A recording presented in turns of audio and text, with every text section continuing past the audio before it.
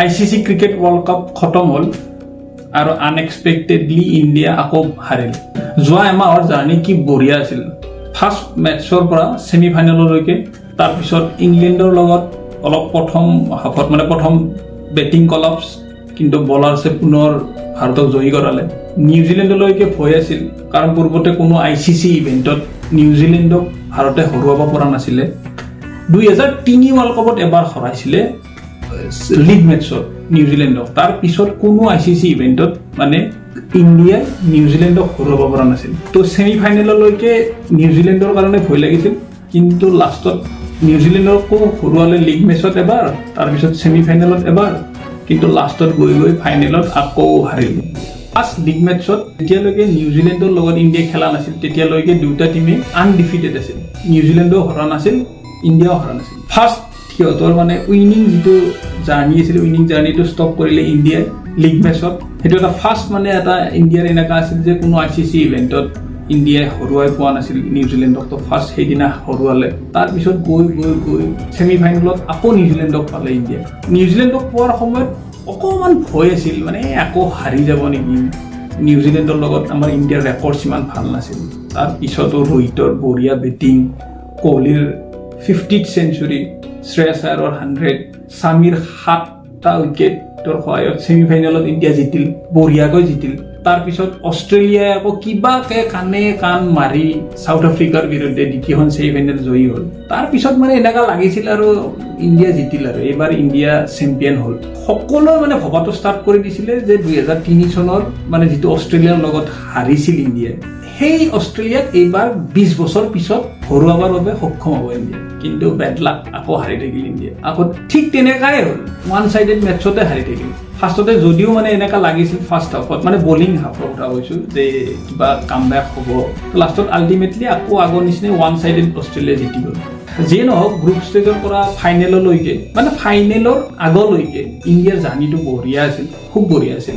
First মেটছত অষ্ট্ৰেলিয়াৰ লগত যদিও কলাপছ হৈ গৈছিল বেটিং ছেকেণ্ড হাফত, যে 2 ৰানত 3টা উইকেট আছিল, কিন্তু তাৰ পিছতো কোহলি আৰু KL ৰাহুলৰ পাৰ্টনাৰশ্বিপৰ জৰিয়তে ইণ্ডিয়া কমফৰ্টেবলি লাষ্টত জিতি গ'ল ফাৰ্ষ্ট মেটছত। তাৰপিছত ছেকেণ্ড মেটছত, থাৰ্ড, ফ'ৰ্থ, ফিফ্থ চবতে ওৱান চাইডেড মেটছ ইণ্ডিয়া জিতি গ'ল। ইংলেণ্ডৰ লগত মেটছখন টানাটানি হৈছিল, লাগিছিল যে ইণ্ডিয়াক কিজানি ইংলেণ্ডে হৰুৱাব, কিন্তু লাষ্টত গৈ ইণ্ডিয়াৰ যদিও তাত ইণ্ডিয়াৰ বেটিং কলাপছ হৈ গৈছিল, 229 নে 230 ৰান কিবা কৰিছিল, কিন্তু সেইখন মেটছত আকৌ বলিঙে এনেকুৱা ৱাণ্ডাৰফুল পাৰফৰ্মেঞ্চ কৰিছিল। সেইখন মেটছতো ইভেন ইংলেণ্ডৰ লগত 100 ৰানত জিতিছিল, 229 নে 230 ৰানৰ টাৰ্গেটতো। তাৰপিছত চবেই এনেকুৱা ভাবিছিলে যে এইবাৰতো ইণ্ডিয়াই জিতিব। এগেইন চাউথ আফ্ৰিকা আনবিটেন আছিল, যদিও সিহঁতে নেদাৰলেণ্ডৰ লগত এখন লিগ মেচত হাৰিছিল, কিন্তু তাৰপিছত সিহঁতৰ বেটিং পুৰা চলিছিল এইবাৰ। চবে ইভেন কুইণ্টন ডিককেতো 4টা নে 5টা 100 মাৰিছিলে। তো অলমষ্ট চব বেটছমেনে সিহঁতৰ বঢ়িয়া ফৰ্মত আছিল। তো এটা ভয় আছিলে যে চাউথ আফ্ৰিকাৰ লগত কিজানি ইণ্ডিয়াৰ যিটো উইনিং জাৰ্ণি আছে সেইটো ষ্টপ হৈ যাব, কিন্তু না, সেইখনতো ইমান বঢ়িয়া জিতিলে। 245 নে 243 ৰানত ইণ্ডিয়া জিতিল চাউথ আফ্ৰিকাৰ লগত, ওৱান চাইডেড কৰি দিছিলে। তাৰপিছততো আৰু পুৰা ভাবিছিলে যে এইবাৰ যোৱা 10 বছৰৰ পিছত যিটো ইণ্ডিয়া ICC কোনো ইভেণ্ট জিতিব পৰা নাছিল, তো এইবাৰতো জিতিব। লাষ্টত আৰু উপায় নাই, নহ'লগৈ এইটো বস্তু। আকৌ 2003 চনত যেনেকুৱা হৈছিল, আকৌ সেই বস্তুটোৱে ৰিপিট হ'ল। 2003 ৱৰ্ল্ড কাপখন 90s কিডছৰ কাৰণে এটা মাইলষ্টোন টাইপ আছিল। যিবিলাকে 90s কিডছ আছে, যিসকলে টিভিত খেল চোৱা ষ্টাৰ্ট কৰিছিলে, সিহঁতে মষ্ট প্ৰবেবলি 2003 চনৰ পৰাই ৱৰ্ল্ড কাপ চোৱাটো ষ্টাৰ্ট কৰিছিলে। যদিও মই নিজে 90s হয়, আৰু 1999 মই ৱৰ্ল্ড কাপ চাইছিলোঁ, কিন্তু সিমান ভালকৈ মনত নাই। বাট 2003 চনৰ ৱৰ্ল্ড কাপ বঢ়িয়াকৈ মনত আছে, কোন কাৰ লগত খেলিছিল, কেনেকৈ খেলিছিল। ইভেন ফাইনেলখনৰ কথাটো একেবাৰে মনত আছে, একদম টছৰ পৰা একদম লাষ্ট বললৈকে। তো চবে ভাবিছিলে 20 বছৰ আগৰ যিটো আমাৰ ইণ্ডিয়ান টিমক অষ্ট্ৰেলিয়া ওৱান চাইডেড হৰুৱাইছিল, এইবাৰ চাগে ইণ্ডিয়াই সিহঁতক ওৱান চাইডেড হৰুৱাবৰ বাবে সক্ষম হ'ব। ওৱান চাইডেড নহ'লেও যেনেকৈ হ'লেও জিতিবৰ কাৰণে সক্ষম হ'ব। কিন্তু বেড লাক, আকৌ ইণ্ডিয়াক তাহাঁতে সেইবাৰ যেনেকুৱাকৈ হৰুৱাইছিল, আকৌ তেনেকুৱাকৈ হৰুৱাৰ নিচিনা লাষ্টলৈকে তেনেকুৱাই হ'ল। অফক'ৰ্চ সিহঁতে বঢ়িয়া খেলিছিলে যোৱাকালি অষ্ট্ৰেলিয়াই, বেটিং, ফিল্ডিং, বলিং তিনিওটা ডিপাৰ্টমেণ্টতে সিহঁতে আমাতকৈ বহুত গুণে ভাল আছিল। চবতকৈ ডাঙৰ কথা আছিল, যিখন ষ্টেডিয়ামত যোৱাকালি খেল হ'ল, সেইখন ষ্টেডিয়ামত ইণ্ডিয়াৰ টিমটো এদিন আগতে আহি পাইছিল অষ্ট্ৰেলিয়াতকৈ। তাৰপিছত আমাৰ ইণ্ডিয়াৰ যিটো মেনেজমেণ্ট টিম আছিল সিহঁতে চাই কিনে এই বস্তুটো উলিয়াব নোৱাৰিলে যে এইখন পিছত ফাৰ্ষ্ট বেটিং কৰিব নে বলিং কৰিব।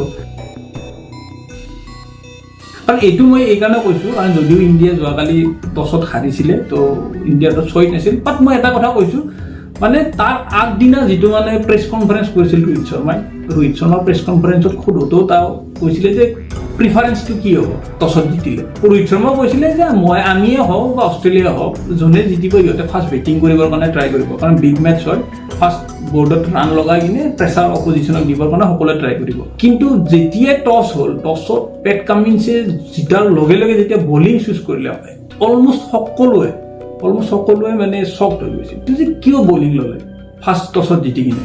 আৰু তেতিয়ালৈকে ইভেন আমাৰ নিচিনা মেক্সিমাম মানুহে ভাবিছিলে যে এইবাৰতো 2003 ৰিপিটেশ্যন হ'বই, কাৰণ 2003 চনত যেতিয়া ইণ্ডিয়া হাৰিছিলে অষ্ট্ৰেলিয়াৰ লগত তো মেক্সিমামে কৈছিলে যে টছত জিতাৰ পিছত গাংগুলীয়ে ফাৰ্ষ্ট বেটিং ল'ব লাগিছিল, বলিং লৈ ল'লে।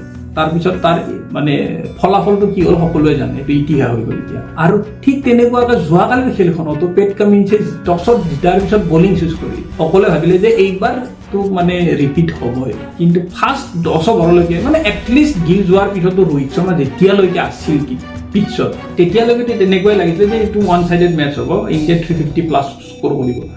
কিন্তু ৰোহিত শৰ্মা যেতিয়াই মানে আউট হ'ল তাৰপিছত আৰু অলমষ্ট ইণ্ডিয়াৰ আশা ক্ষীণ হৈ গ'ল, লাহে লাহে ক্ষীণ হৈ গ'ল।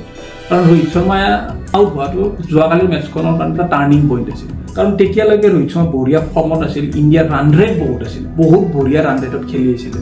আৰু ইভেন মেক্সৱেলৰ ছেকেণ্ড অভাৰত যিটো বলত মানে ৰোহিত শৰ্মা আউট হ'ল তাৰ 2টা বললৈকে ৰোহিত শৰ্মাই ফাৰ্ষ্ট 6 আৰু 4 10 ৰান অলৰেডি পাইছিলে। তো থাৰ্ড শ্বটটো তেওঁ খেলিব লাগিছিল নালাগিছিল এইটো এটা বেলেগ বিষয়, বাট যদি নেখেলিলে হয় মানে কিজানি আৰু অলপ আগলৈকে যাব পাৰিলে হয়। কিন্তু যেতিয়াই আউট হ'ল তেতিয়াই মানে অলমষ্ট মানে ইণ্ডিয়াৰ কালাপছ আৰম্ভ হৈ গ'ল। তাৰপিছত শ্ৰেয়াছ আয়াৰ আহিলে, শ্ৰেয়াছ আয়াৰে 4 ৰান কৰি কিনে তেওঁ আউট হ'ল। তাৰপিছত KL ৰাহুল আৰু বিৰাট কোহলিৰ হাতত বহুত বেছি মানে অপশ্যন নাছিলে, সিহঁতে ডিফেন্স কৰিবই লাগিব, কাৰণ তাৰ পিছতে আৰু আমাৰ বলিং ষ্টাৰ্ট হৈ যায়। আমাৰ ইণ্ডিয়াৰ এই ৱৰ্ল্ড কাপ জাৰ্ণিত এটা মানে ল' ফল্ট আছিল, যদিও মানে এক্সপ'জ হোৱা নাছিল বাকী খেলবিলাকত, যে ইণ্ডিয়া মানে মিনিমাম মানে অপশ্যন আছিল বেটিং আৰু বলিঙত। ইণ্ডিয়াৰ বলিং আছিল যদিও আমাৰ 5জন, তাৰে এজন আছিল অলৰাউণ্ডাৰ মানে ৰবীন্দ্ৰ জাদেজা। ইভেন বেটিঙতো তেনেকুৱা আছিল 5জন প্ৰপাৰ বেটছমেন, এজন আছিল ৰবীন্দ্ৰ জাদেজা যিজন মানে অলৰাউণ্ডাৰ।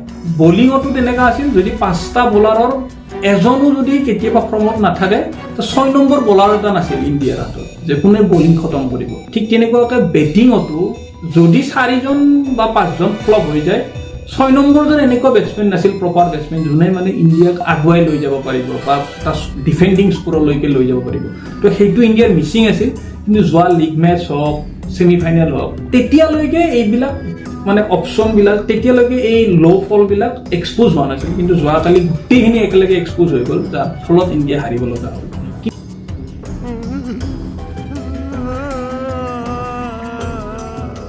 কিন্তু যোৱাকালি মেটচখনত এটা বস্তু মানে মানিব লাগিব, যিটো মানে অষ্ট্ৰেলিয়াই বেটিং, ফিল্ডিং আৰু বলিং এই 3টা ডিপাৰ্টমেণ্টত তেওঁলোকৰ 100% দি দিছিলে।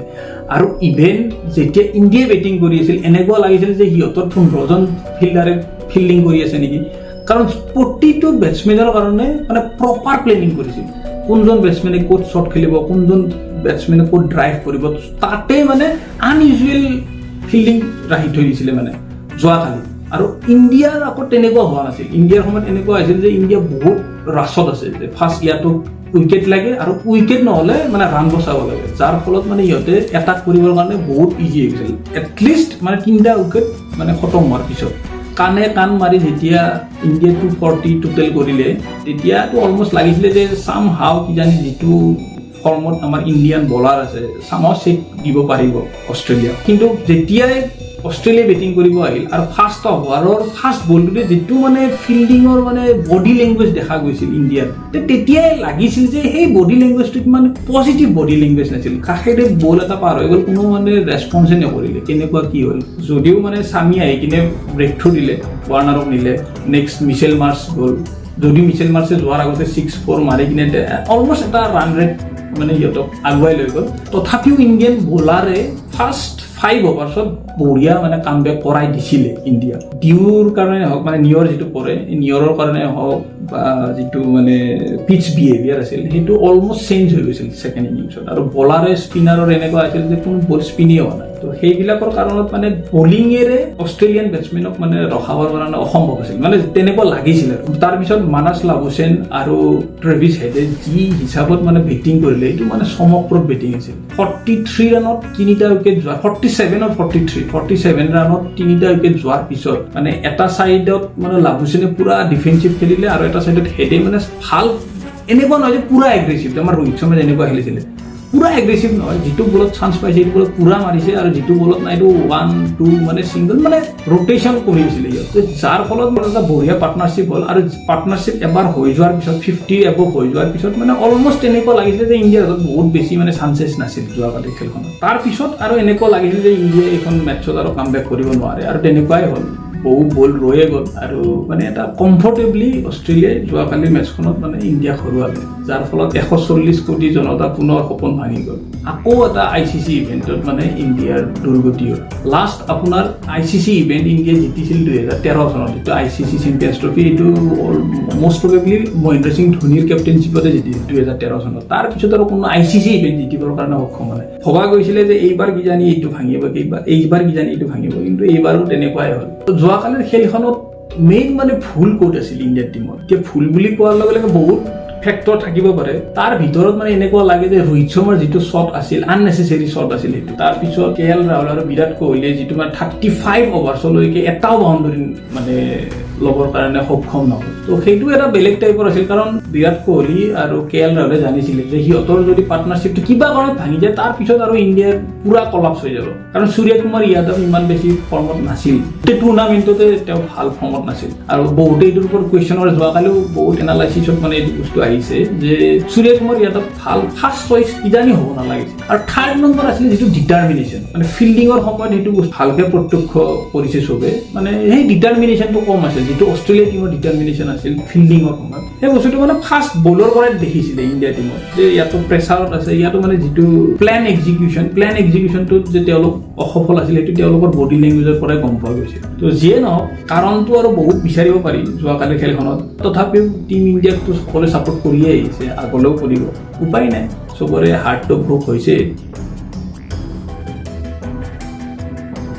আশা কৰোঁ নেক্সট ICC ইভেণ্টত ইণ্ডিয়া ভাল পাৰফৰ্মেঞ্চ কৰিব, ইয়াতকৈ বেছি ভাল, আৰু যিটো টিম চিলেক্ট কৰিব এটলিষ্ট গোটেইখিনি বস্তু যাতে চাই কিনে কৰে। কাৰণ এইবাৰ এনেকুৱা হৈ গ'ল যে যেতিয়ালৈকে জিতি আছিল চব ঠিক আছিল, যেতিয়ালৈকে হাৰি গ'ল চব এক্সপ'জ, একেদিনাই চব এক্সপ'জ হৈ গ'ল। তো সেইটোৱে আছিল। বাই বাই, ধন্যবাদ।